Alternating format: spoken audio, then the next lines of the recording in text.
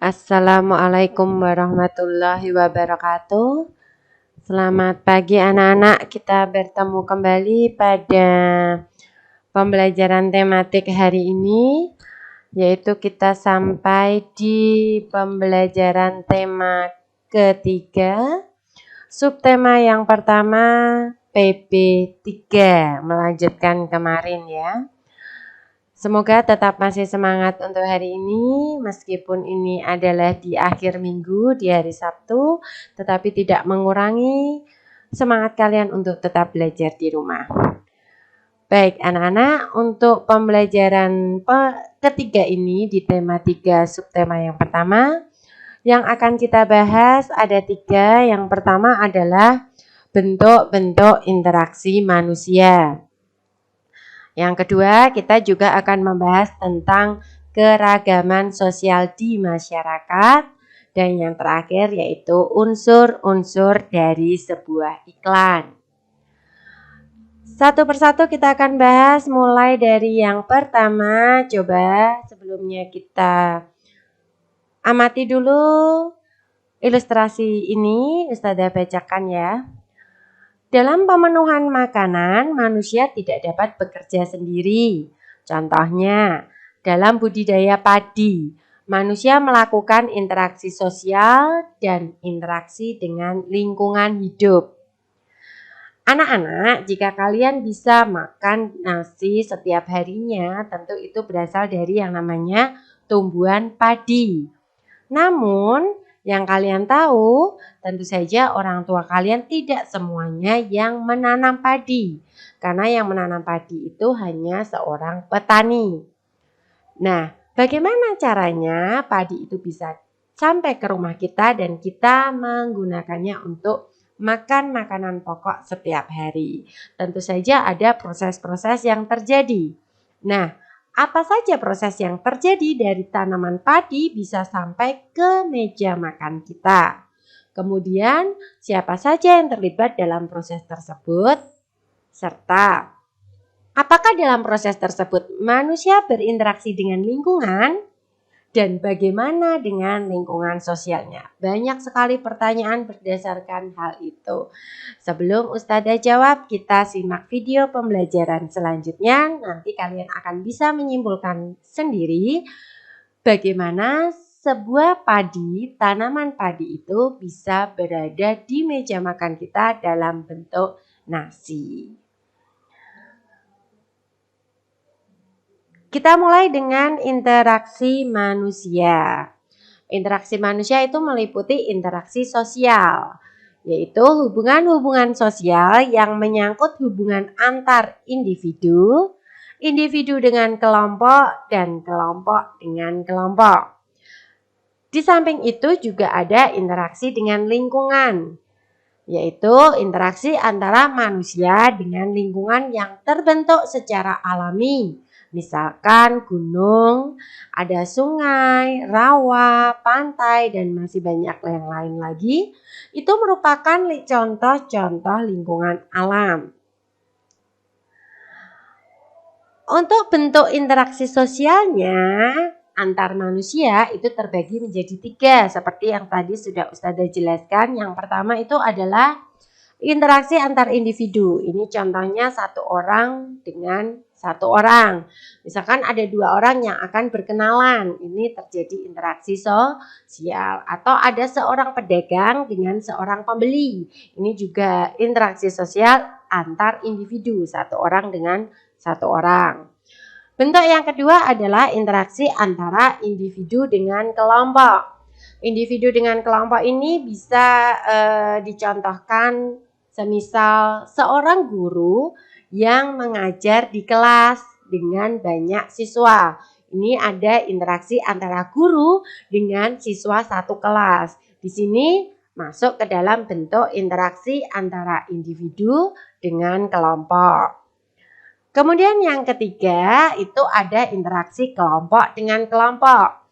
Ustazah contohkan misalkan ada sebuah pertandingan kelompok. Contoh pada permainan sepak bola. Di situ ada regu yang pertama dan regu yang kedua. Regu pertama itu terdiri dari beberapa orang, yaitu 11 orang yang merupakan satu kelompok. Dan regu yang kedua itu juga satu kelompok. Ini merupakan interaksi kelompok dengan kelompok. Jadi, interaksi ini berlangsung dari mulai tanaman padi itu ditanam sampai dengan menjadi nasi yang merupakan makanan pokok kita. Ini terjadi beberapa interaksi. Dari manusia berinteraksi dengan alam, yaitu seorang petani yang menggunakan alam untuk bercocok tanam. Kemudian ada interaksi jual beli antara petani dengan pedagang. Kemudian pedagang dengan orang yang membutuhkan beras atau padi untuk dibuat nasi sebagai kebutuhan pokok mereka. Ini banyak interaksinya.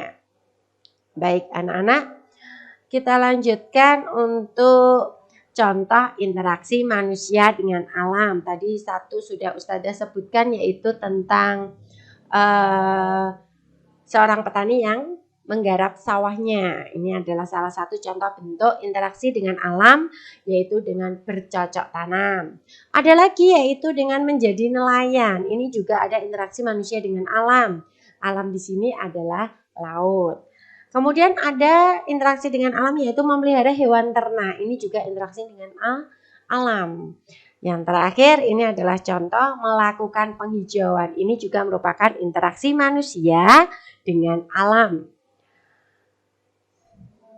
Kita lanjutkan untuk bahasan yang selanjutnya. Sebelum itu ini coba ada tugas yang harus kalian diskusikan dengan orang tua kalian berkaitan dengan interaksi yang terjadi di lingkungan sekitarmu. Di sini karena disebutkan di lingkungan sekitarmu, tentu saja adalah lingkungan tempat kalian tinggal atau di sekitar rumahmu. Setelah kalian mengamati dan mendiskusikan jenis-jenis interaksi yang ada di lingkungan sekitarmu, silakan coba isikan hasil pengamatanmu itu pada tabel yang ada di layar. Tabel ini pun juga ada di buku paket kalian pembelajaran yang ketiga. Di sini contoh misalkan interaksi yang dilakukan itu individu dengan individu atau individu dengan kelompok atau kelompok dengan kelompok. Silakan. Interaksi lingkungan hidupnya, misalkan di sekitar kalian ada yang menjadi seorang petani.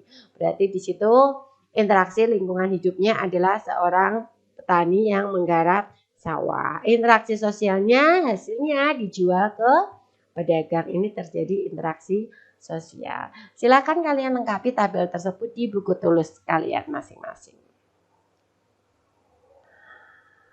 Baik anak-anak, setelah kita membahas tentang interaksi yang terjadi di masyarakat, kita akan mengulas kembali tentang yang namanya iklan. Perhatikan gambar iklan berikut. Iklan ini kalau kita lihat sudah menarik dari bentuk gambarnya. Di situ ada sebuah ketela, tetapi ketela itu dibuat sangat menarik dengan diberi mata, mulut, dan juga tangan. Ini artinya adalah iklan itu memang harus menarik pembaca yang melihat. Itu apa ya? Sebuah ketela yang ada mata, mulut, juga tangannya. Kalau kita baca bahasa iklannya, perhatikan. Makanlah singkong sebagai pengganti nasi. Solusi makanan sehat, harga rakyat, rasa pejabat. Jadi ini mengiklankan sebuah makanan singkong sebagai pengganti nasi, di mana singkong itu memiliki beberapa kelebihan, yaitu diantaranya singkong merupakan makanan yang lebih sehat. Kemudian harga rakyat di sini artinya harganya murah. Harganya murah tapi rasa pejabat, itu rasanya enak. Ini adalah salah satu bahasa iklan yang menarik dengan ungkapan yang bagus. Nah, ini adalah jenis iklan yang memiliki kalimat mensugesti atau mengisi ajakan untuk kita bersama-sama mengganti makanan pokok kita dari nasi menjadi singkong. Nah, anak-anak, dari iklan yang Ustadzah tampilkan ini, coba identifikasikan iklan tersebut ke dalam 3 hal. Yang pertama adalah kalimat iklannya. Bagaimana kalimat iklannya setelah kalian melihat iklan tersebut. Kemudian tulis juga kata kunci dalam iklan ketela tadi. Selanjutnya yang terakhir, observasi gambar. Bagaimana menurut kalian gambar pada iklan tersebut? Jika itu menarik, berikan alasanmu kenapa kamu bisa mengatakan gambar pada iklan tersebut menarik. Sudah paham ya? Silahkan nanti setelah selesai video pembelajaran ini segera dikerjakan. Jangan ditunda-tunda. Nanti kalau sudah bertumpuk akan sulit mengerjakannya. Baik, anak-anak, kita lanjutkan untuk yang unsur-unsur iklan. Ada 5 unsur-unsur iklan. Ini yang harus ada pada iklan. Jadi besok kalau kalian mau membuat iklan atau ada tugas membuat iklan, kalian juga harus tahu unsur-unsur dari iklan. Karena iklan yang baik itu memenuhi unsur-unsur iklan. Yang pertama tentu saja ada yang namanya judul dan subjudul. Kedua, isi iklan itu sendiri.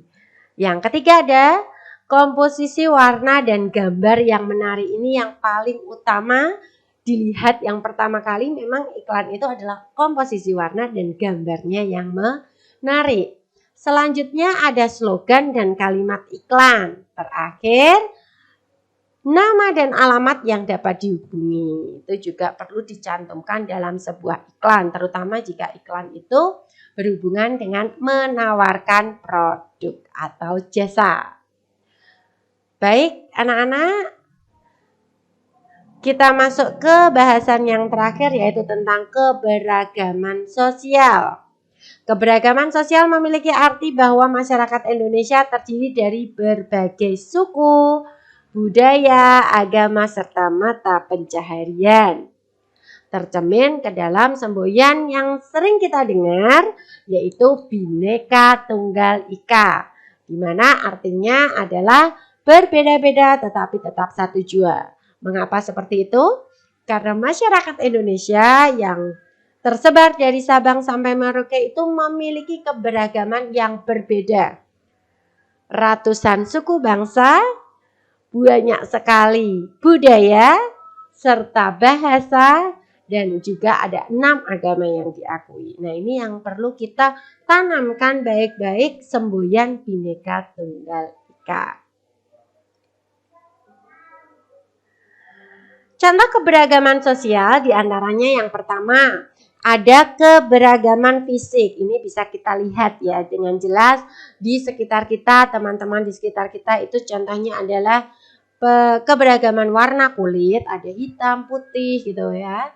Kemudian ada bentuk mata, sipit, lebar, dan jenis rambut, lurus, keriting. Ini adalah keberagaman yang bisa kita lihat yaitu keberagaman fisik. Selanjutnya ada keberagaman umur yaitu tua, muda, balita. Yang ketiga ada keberagaman jenis kelamin. Ini tentu saja hanya ada 2 yaitu laki-laki dan perempuan. Selanjutnya yang keempat adalah keberagaman agama.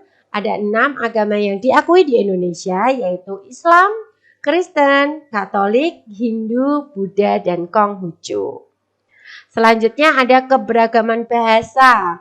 Ini luar biasa. Walaupun kita memiliki bahasa pemersatu yaitu bahasa Indonesia, tetapi dari berbagai suku, berbagai daerah itu memiliki bahasanya masing-masing, yaitu bahasa daerahnya masing-masing. Di antaranya ada bahasa Sunda, ada bahasa Batak, ada bahasa Jawa, dan ada bahasa Madura. Serta masih banyak lagi keberagaman bahasa lainnya.